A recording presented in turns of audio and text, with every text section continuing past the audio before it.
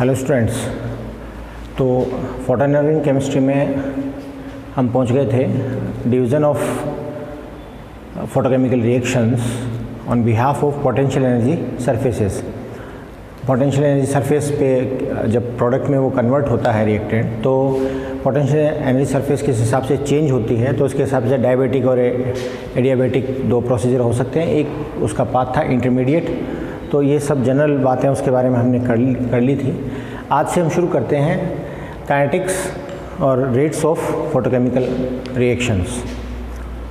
तो ये हम देख चुके हैं कि अगर कोई रिएक्टेंट ए है, उसको आपने एनर्जी दी, फोटोन दिया IA, एब्जॉर्ब इंसिडेंट जो है रे वो उसने ली और वो पहुंच गया मान लिए A1 स्टार में।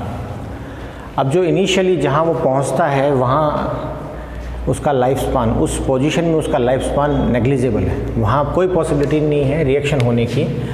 तो वो कई तरह की एनर्जीज़ लूज़ करके एक स्टेबल एक्साइटेड स्टेट में आता है, मान लीजिए AI में आता है। अब ये जो स्टेबल एक्साइटेड स्टेट है ये फर्दर क्या करती है, रिएक्शन करती है और आपको क्या देगी, प्रोडक्ट देगी, P प्रोडक्ट।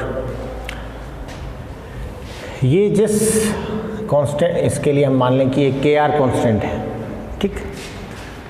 अब यहाँ जो पहुँचा है, एक्साइटेड स्टेट जो बनी है, वो एक्साइटेड स्टेट ज़रूरी नहीं है कि सब AI में कन्वर्ट हो, उसकी एनर्जी का डीके हो सकता है, वापस ग्राउंड स्टेट में जा सकती है किसी भी तरीके से।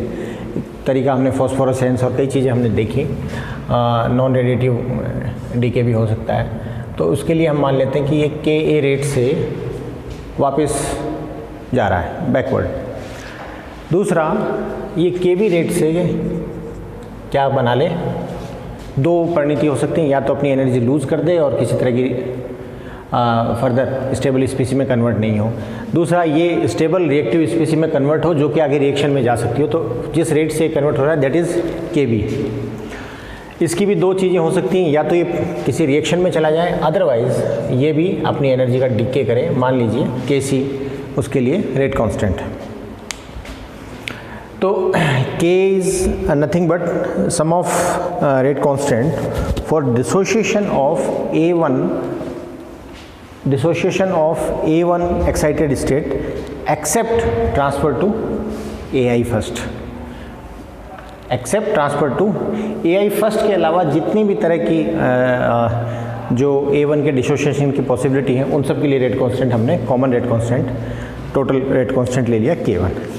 Second KB is rate constant for crossing over to AI first, हमारे लिए जो रिएक्टिव इंटरमीडिएट है जो कि प्रोडक्ट में कन्वर्ट होगा, जिसका कि लाइफ स्पान सफिशिएंट है, जो रिएक्शन में जा सकता है।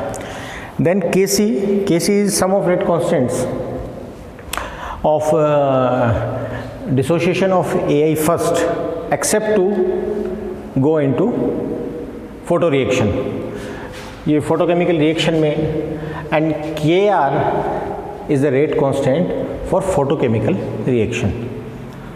सो हमसे पूछे कोई कि भाई रेट क्या होगी, तो rate is nothing but that will give you product and that is KR into AI, concentration of AI star. Now जो A1 है वो भी रिएक्शन के दौरान बना और उसी दौरान ख़त्म हो जाएगा, जो AI है वो भी रिएक्शन के दौरान बना और ख़त्म हो जाएगा। तो आप ऐसी कंडीशंस में जिसका बनना और टूटना उस प्रोसीजर के दौरान हो और जिसका कोई बहुत लंबा कंसंट्रेशन चेंज नहीं होता हो, बहुत बड़ा लाइफ स्पान नहीं हो, तो उन पे हम क्या लगा सकते हैं, हम उन पे स्टेडी स्टेट्स लगा सकते हैं। Steady state approximation, SSA। और SSA क्या कहता है, ऐसी स्पीसी, इंटरमीडिएट स्पीसी जिसका बहुत अधिक लाइफ स्पान नहीं हो, वो उसका बनना और टूटना, या हम यूँ कहें उसकी कंसंट्रेशन जो है वो थ्रू आउट द रिएक्शन क्या रहती है, कांस्टेंट रहती है। तो हम लिख सकते हैं DA1 स्टार अपॉन dt। तो बनता किससे है? बनता IA से है, एब्जॉर्प्शन से बनता है।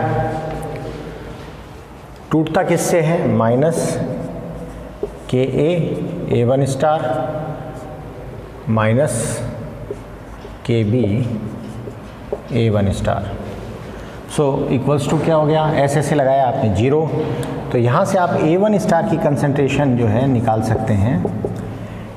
कैसे? कॉमन ले लिया A1 star, IA KA plus KB, उधर ले गए, कॉमन ले लिया। Now A1 star equals to IA upon KA plus KB। So this is concentration of A1 star, जो डिपेंड करती है इन दोनों पे और इंसिडेंट फोटोन की एब्जॉर्प्शन पर। सेकेंड जो हमारे पास इंटरमीडिएट है जो कि रिएक्शन में पार्टिसिपेट करेगा, दैट इज AI स्टार। उसकी कंसंट्रेशन तो चाहिए, इसकी कंसंट्रेशन होगी तभी हम प्रोडक्ट के बारे में बता पाएंगे। तो ये किससे बनता है? ये बनता है इस स्टेप से, that is KB A1 star, और डिसोशिएट होता है इन दो स्टेप से, that is KC AI star minus KR AI star.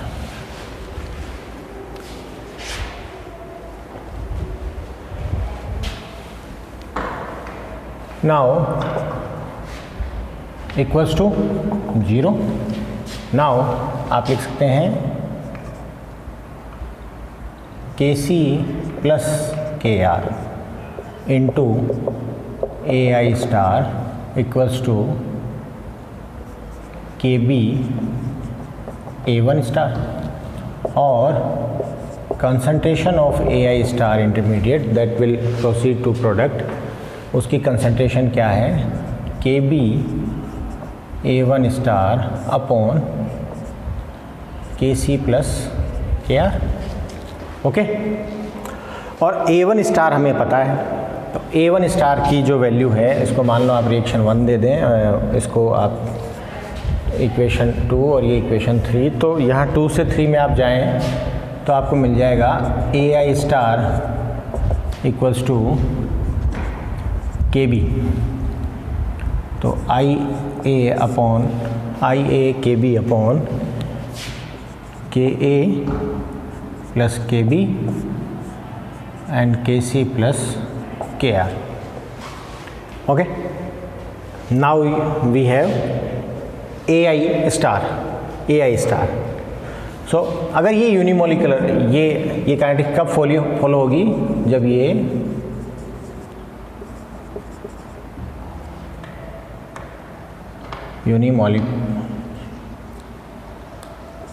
Unimolecular reaction rate हो। यूनिमोलिकुलर रिएक्शन रेट का मतलब क्या है कि यही, जैसे फोटो आइसोमराइजेशन है तो उसमें दूसरा स्पीशीज खुद ही आइसोमराइज हो जाएगा, फोटो डिसोसिएशन तो खुद डिसोशिएट होकर प्रोडक्ट बना लेगा। तो जिसमें किसी दूसरे रिएक्टेंट की नीड नहीं है, तो उसके लिए ये, तो ऐसी कंडीशन में मैं इसको लिख दूँ रेट यूनी, क्या होगा? KR इंटू KB और IA divided by KA plus KB KC plus KR। हो गया?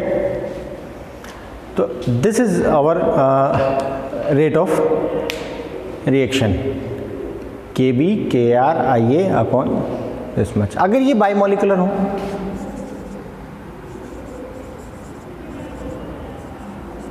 दैट मीन्स ये AI स्टार है,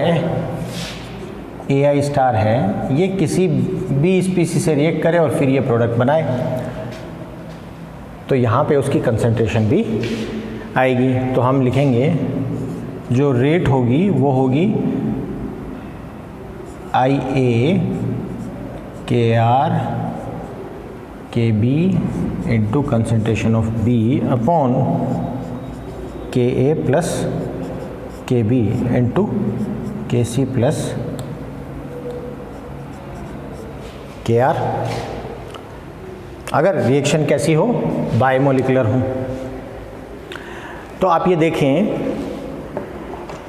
this is the way of representation. अब अगर आप एफिशिएंसी अगर ध्यान हो आपको, तो एफिशिएंसी क्या होती है?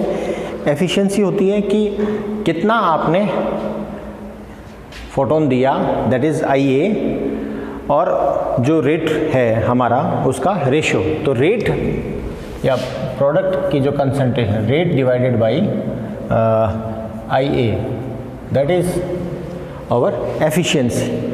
तो एफिशिएंसी यहाँ से हम देखें तो this is our rate divided by IA। तो हमारे लिए एफिशिएंसी यूनिमोलिकुलर की क्या आ जाएगी?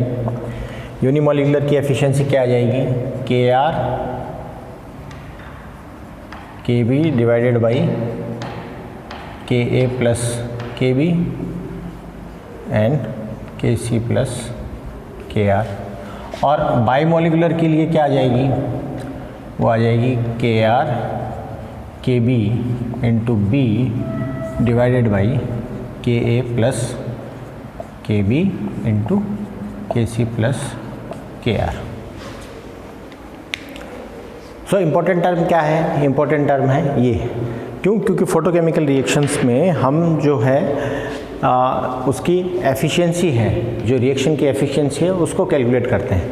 क्योंकि एज ए कैटलिस्ट हम कुछ यूज़ नहीं कर रहे, और हमारे लिए जो हमने इंसिडेंट रे दी या इंसिडेंट फोटोन दिए, उन फोटोन में से कितने फोटोन जो हैं वो प्रोडक्ट के लिए रेस्पॉन्सिबल है, प्रोडक्ट जनरेशन के रेस्पॉन्सिबल है। So this is the way how we design our kinetics for particular reaction. ये हमने एक सिंपल एग्जांपल लिया। नेक्स्ट क्लास में हम इससे बियॉन्ड, इससे आगे देखेंगे, जहाँ इसमें कुछ स्टेप्स ऐड हो जाएंगे, अलग अलग कंडीशंस में कैसे हम काइनेटिक्स कैलकुलेट करते हैं, और इसके अलावा भी इसके लाइफ टाइम का क्या रोल है, ये सब चीज़ें हम काइनेटिक्स में ऐड करेंगे। तो ये थोड़ा सा काइनेटिक्स कॉम्प्लेक्स होगी, but it will give U A total scenario of rate of photochemical reaction. Okay.